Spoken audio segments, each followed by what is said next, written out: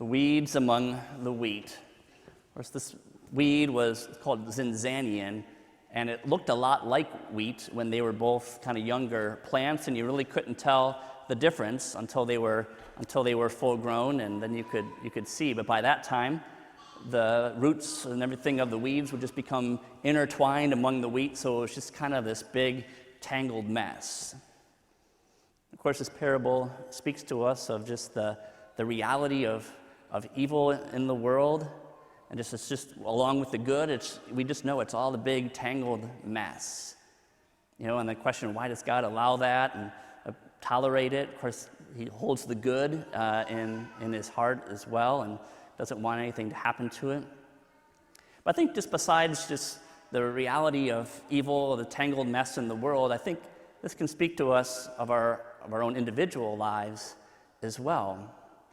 I think we see in our first reading, in our other two parables, that what seems like an unimpressive beginning can actually yield tremendous growth. We know that we're a work in progress, and so the Lord is always patient with us to continue to foster what is good in our lives. On Tuesday morning, there's a group of us that get together and just go over the scripture readings for the coming Sunday. It's not a closed group; anybody's welcome. But we were talking about all this, and someone said, "Well, it kind of reminds me of our saint today, who was Saint Camillus de Lelis." He goes, "Yeah, I was doing some research on him, and he had a gambling addiction. Of course, then ended up penniless." And I said, "Yeah, it's probably good that God didn't sort of pluck him out of the world before he could sort of turn things around and start a religious order that would found hospitals and care for the sick. And they're still doing this today, hundreds of years later." And I got to thinking about other saints with perhaps dubious histories that ended up bearing much fruit. Even in the New Testament, we can think of Matthew, who was a tax collector, which didn't mean like he just sort of processed things through the IRS. He worked for the enemy Romans and cheated his own people, lined in his own pocket. They were not good people.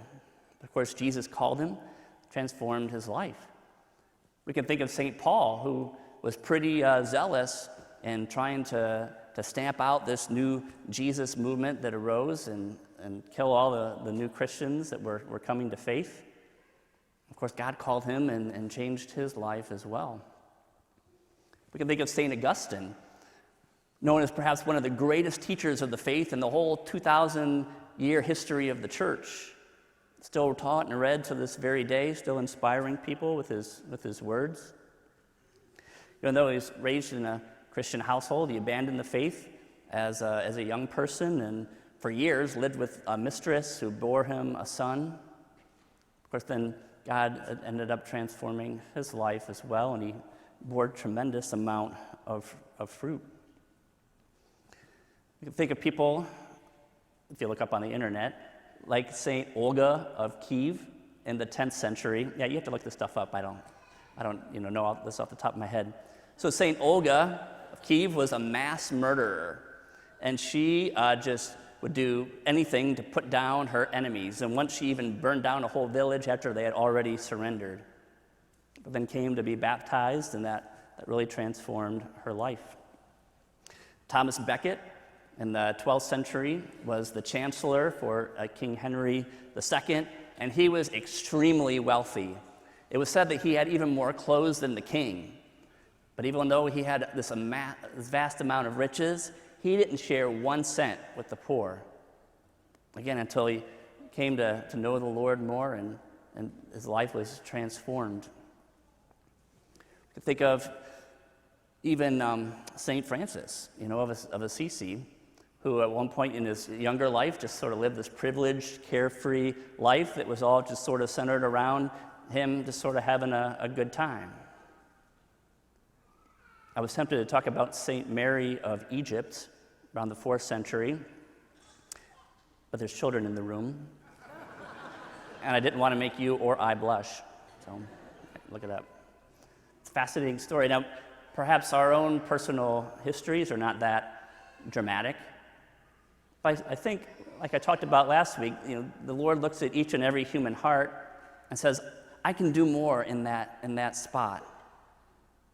And so he puts up with what in us isn't so good in order to continue to lead us to transformation. So I believe that the God of the universe, who made the whole universe out of nothing, can make wheat out of weeds. As we see in our first reading and in our psalm, God is all-powerful, but yet his power, his strength is shown most fully in his mercy, and in his loving kindness, and his care for his people, and his desire to have them come to him and to worship and to have their lives transformed. Of course, we see the Lord's strength in his mercy most fully with Jesus' offering of himself on the cross to give us life and salvation. This great act of mercy that we have communion in here at the Mass. So as we encounter Christ today here at the Mass, let's be open to his love and mercy working through us in a new way today, continuing to transform us, continuing to work in our lives so we can indeed bear the fruit that you and I were made for.